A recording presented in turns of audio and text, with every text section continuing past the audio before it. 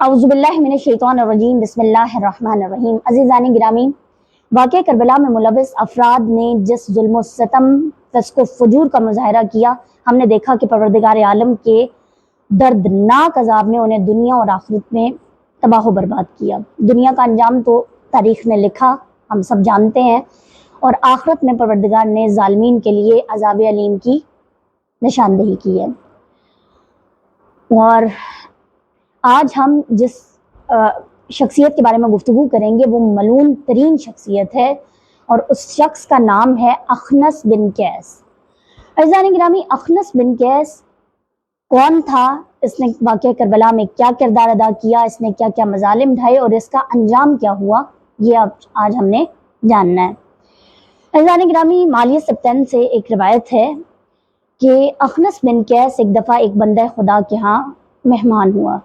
اور انہوں نے رات کا کھانا اکٹھے کھایا۔ تو جب گفتگو کا آغاز ہوا تو باتیں ہوتے ہوتے میدان کربلا تک پہنچی، اور میدان کربلا میں ہونے والے واقعات کو اخنس بن قیس نے اس کے سامنے بیان کرنا شروع کیا۔ اب عزیزان گرامی، یہ اخنس بن قیس وہ واقعات جو کربلا میں رونما ہوئے، جو مظالم ڈھائے گئے، وہ تمام چیزیں اس کے سامنے بیان کر رہا تھا، اور میزبان نے زارو قطار اس پہ گریا شروع کیا، رونا شروع کر دیا۔ تو اب اخنس کو تعجب ہوا کہ یہ عجیب شخص ہے کہ یہ سنتا جا رہا ہے واقعات اور یہ گریا کر رہا ہے، یہ رو رہا ہے۔ اس نے اسے پوچھا کہ آخر وجہ کیا ہے تمہارے رونے کی؟ کیا تم واقعہ کربلا میں موجود تھے؟ تم نے کربلا کے میدان میں یہ تمام چیزیں اپنی آنکھوں سے دیکھیں کہ تم گریا کر رہے ہو؟ تو اس نے کہا نہیں، الحمدللہ میں وہاں موجود نہیں تھا اور میں نے نہیں دیکھا، اور الحمد اس بات پر کہ میرے ہاتھ خون حسین سے رنگین نہیں ہیں، اور گریہ اس بات پر رہنا ہوں کہ تم نے جس مصیبت کا ذکر کیا ہے اس سے بڑی کائنات میں اور کوئی مصیبت نہیں ہے۔ اور ہم یہ دیکھتے ہیں کہ حضرت امام حسن علیہ السلام کے ان کو جب زہر دیا گیا اور تمام خانوادہ کے لوگ ان کے ارد گرد جمع تھے، تو امام حسن علیہ السلام نے امام حسین علیہ السلام سے فرمایا تھا لا یومک یومک یا ابا عبداللہ،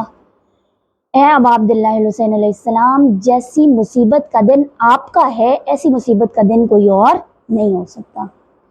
اب ہم دیکھتے ہیں کہ اخنس بن قیس جب ان تمام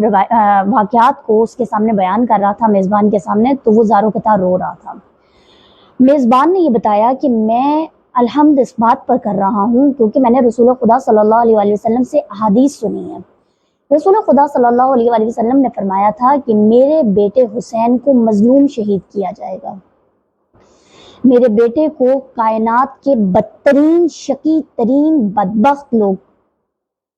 قتل کریں گے۔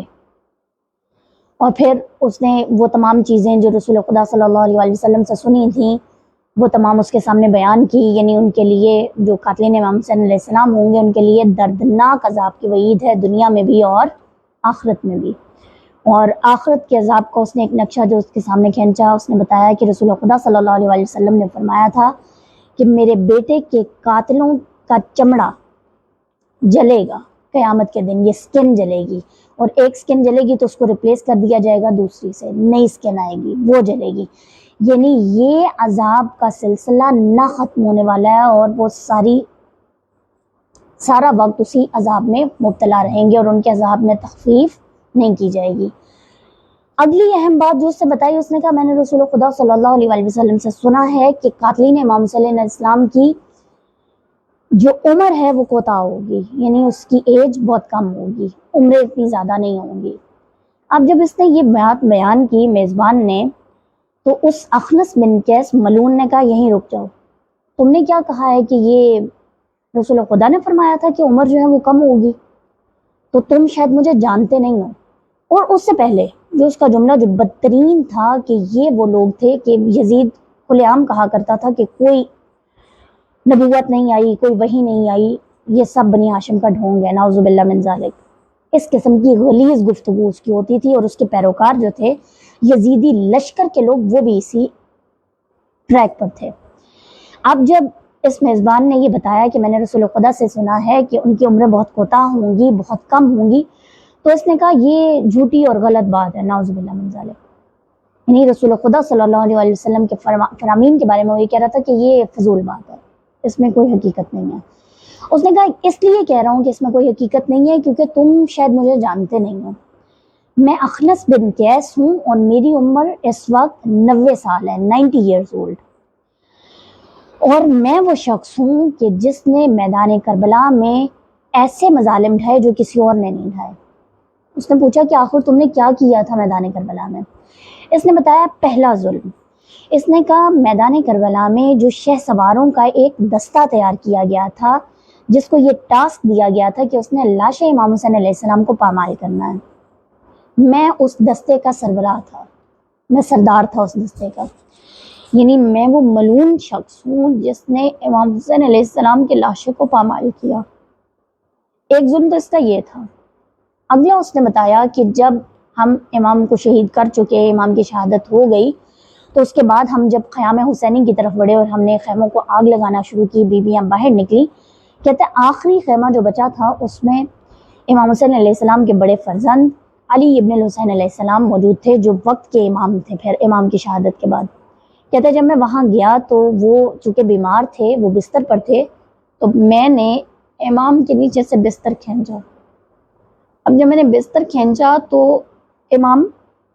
فرش پر اون میں منہ گرے۔ کہتے تیسرا میرا ستم یہ ہے کہ میں نے سکینہ بنت الحسین جو کہ امام حسین کی چھوٹی صاحبزادی تھیں، ان کے کانوں سے گوشوارے کھینچے، بالیاں جو پہنی ہوئی تھیں، اور وہ اس طرح سے لیے کہ ان کے کانوں سے خون جاری ہو گیا۔ کہتا ہے اگر رسول خدا کی یہ حدیث ہے کہ ان کی عمریں کم ہوں گی تو میری تو 90 سال عمر ہے، مجھے تو کچھ بھی نہیں ہوا، حالانکہ میں نے اتنے ظلم و ستم ڈھائے تھے، اس لیے اس میں کوئی حقیقت نہیں ہے۔ اب وہ میزبان جو تھا وہ زارو قطار رو رہا تھا، گریہ کر رہا تھا کہ یا رسول اللہ مجھے معاف کیجیے گا کہ ایسا ملعون شخص آج میرا مہمان ہے جو امام کا قاتل ہے اور میں نے اس کی میزبانی کی ہے۔ ابھی وہ چیزیں سوچ رہا تھا اور بہت پریشان تھا، گریہ کر رہا تھا کہ جس کمرے میں یہ موجود تھے، چونکہ رات کا وقت ہے، انہوں نے کھانا کھایا تھا تو چراغ جل رہے تھے، اس چراغ کی لو جو ہے نا مدھم ہو گئی، یعنی قریب تھا کہ وہ بند ہو جاتی، رک جاتی۔ تو میزبان نے کہا میں ذرا اس کی لو کو درست کروں تاکہ روشنی برقرار رہے، تو اس نے کہا تم رہنے دو میں کرتا ہوں۔ اب جیسے ہی اس نے اس لو کو درست کرنے کے لیے ہاتھ بڑھایا تو آگ نے اس کے ہاتھ کو پکڑ لیا اور آگ لگ گئی۔ جب آگ لگنا شروع ہوئی تو آگ بجھانے کے لیے انہوں نے اقدامات شروع کیے، تو جو میزبان تھا اس نے کہا کہ پانی پڑا تھا، میں نے پانی اٹھا کے اس کے ہاتھ پر ڈالا لیکن آگ کی شدت میں کمی نہیں آئی بلکہ آگ بڑھتی رہی۔ کہتے میں نے اسے کہا کہ سامنے جو نہر ہے اس نہر میں کود جاؤ، یہ تمہاری آگ بجھ جائے گی۔ کہتے یہ جیسے ہی اس نہر میں کودا تو مجھے ایسا محسوس ہوا کہ وہ نہر اس وقت جس حصے میں یہ گرا تھا وہاں پانی نہیں تھا، وہاں تیل تھا، کہ اس میں